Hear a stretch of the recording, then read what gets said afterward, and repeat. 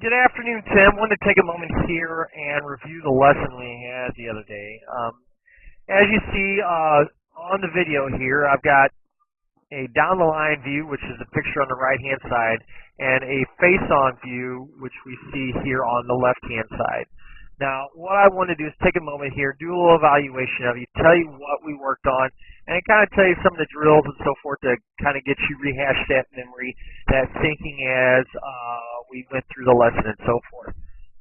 And right out of the gates, so as we look here on the right-hand side, what we initially started with was that of your stance. And when I talk about your stance, this is what I'm discussing here. The first thing, and what I want to show you here, is kind of going to take you back up to you into a standard as you set down into it and kind of show you where this weight goes to. Now you can watch here as you get here and watch yourself right about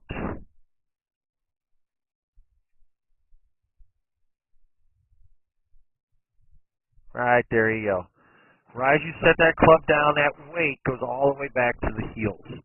All right. Now, when we talk about this and you look at activities, you look at sports, you look at things that you've done in your life, what you have to think about here is, everything is always done in a stable or athletic position. When we say that, what exactly do I mean by that? What I mean is that it's something that if I walked up to you, I couldn't essentially push you over. But when your weight's back on your heels, your hunch is back over, drastically over your heels in this case, what happens here can cause the swing to become unbalanced and inconsistent as you turn back to the right-hand side and then transfer your weight through to the left-hand side. So the first thing we talked about there, again, in that case, was that of your stance, trying to get you in a little bit more athletic position over the ball. Second, when it goes along with the stance, we talked about ball position. And essentially all we did was try to move you back about 2 inches. 2 inches from this left heel. I think occasionally, and sometimes we get, as we talked about, we get into that comfortable position or that comfort position of where, as you set into it, what happens here is we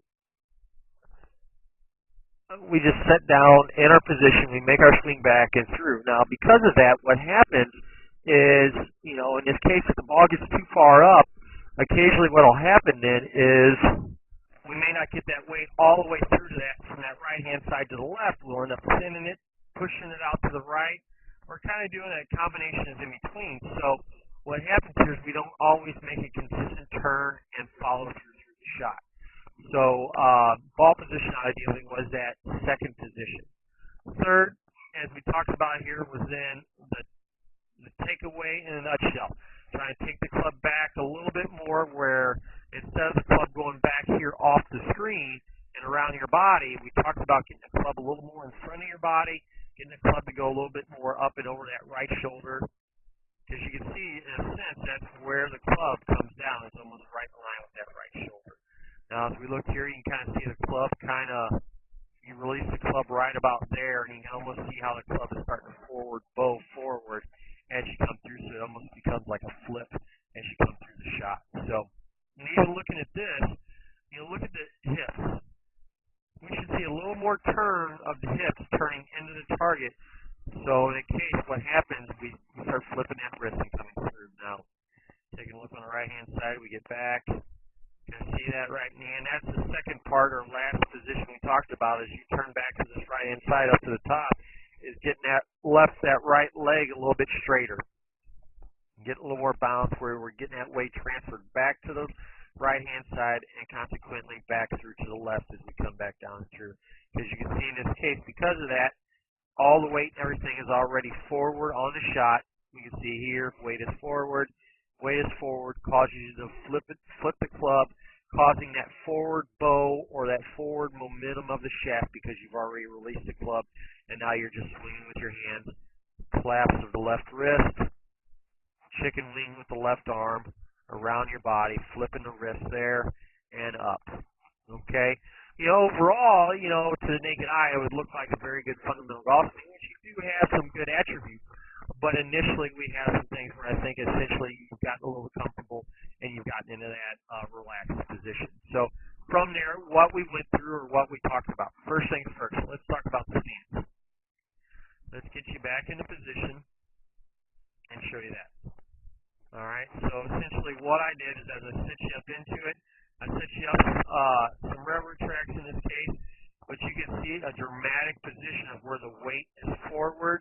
And when we compare where the rear end is compared to that, to your feet, you can see drastic a lot closer rather than being out and away from the heels there. You know, everything going back. Here we're up and over our position. So first position, practice position, you're going to do the T drill that we see here on the left-hand side. Now, second and first and foremost, as you take this back, let me see here in this position. Yeah, there we go. First and foremost, when you look at this here, there's your ball position. But quite a bit different than what we see here on the right-hand side. See how it's up here off the left heel compared to here, 2 inches back, maybe an inch or two left of center. But I think ideally when you look at this position, night and day difference, much better position over the ball, a good starting point to go from. So what we did there is I gave you a 3T drill. And what is consisting of the 3T drill? Well, this is what we did in a nutshell. All right, so I'm going to have you here. There's your original swing. Here's the 3 T's, setting up the path, setting up the railroad tracks. But essentially what I had you do is left shoulder, left wrist. I want you to feel that club come back for the first 10 to 12 inches. Hit this tee, and I want the club to come up. And what you'll find here is I'm going to draw a little line right out of your stance here. So as you take it back, we want those clubs or that club or the hands right here. And you being an engineer, you'll appreciate this case right here. What I want to show you is as you take it back in this case, it's almost like you're turning back to shake my hand, but in the same case as you turn back to shake my hand, that left arm is parallel to this pole or club I've got at the base of your feet. When you look here on the right-hand side, you almost feel like you're kind of pulling straight back with that right hand. See how that club starts going back behind you. Because that club, hands go back behind you, you see a little bit more drastic position with that left knee, because that left knee has to then become a little better balanced because it's keeping you balanced as a nutshell, because your body will compensate for that positioning. Now, because of that, what you look at here, in a nutshell, goes back to my philosophy or what I was telling you about. Keep your hands in front of your body as we take the club back and then back down through. So because of this, what I wanted you to do is take the club back here, hand me the golf club, and I wanted that left thumb being like a hitchhiker and going up over that right shoulder. Big difference here between what we see here. Wouldn't you agree?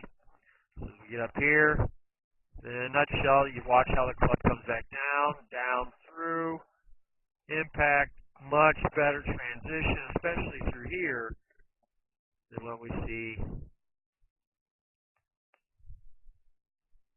there. Night and day. You already see the turn, getting that weight up off that right side. Much better. Look at that transition. Look at the right hip kicking, going at the target. Club finishing down the line. Here we're almost a little bit of a slide. Okay? So, T-drill, 2 sets of 20, back and forth, just swinging the golf club is all I want you to do, essentially. Getting that club up and over that right shoulder. Okay? So, applying it then to, feeling that position back and forth. Just trying to feel that rotation back.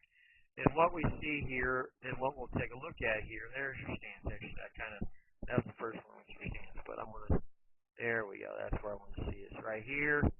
And what I want to show you is right about there. We want to feel that right leg be almost up and down. And what we see here is big difference between these two positions. Watch how that left hip kind of turns out. Weight is forward. You can see right there. That tells the story. Look how much your rear end's back there. Here, there. Right leg's a little straighter. Down. We turn. Not as much of the bow.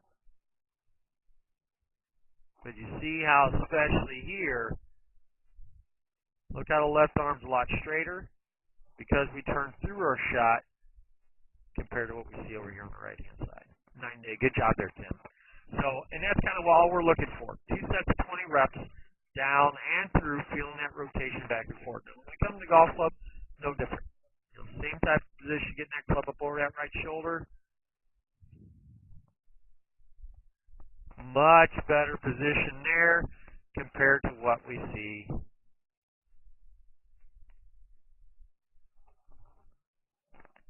So the club's behind the right shoulder here. Club's a lot higher. Club then comes down. Much better transition down through your position, and we've seen consequently much better ball shots. So as you do this here, Tim, I want you at least warm up, doing 15 to 20 swings, feeling that position, that left thumb, hitchhiker position, going up over that right shoulder, making your turn back and through. Now, if you have any questions, I want you to give me a call, Tim, 314-724-6539, or shoot me an email at michaelwyattgolf@gmail.com. Thank you, sir.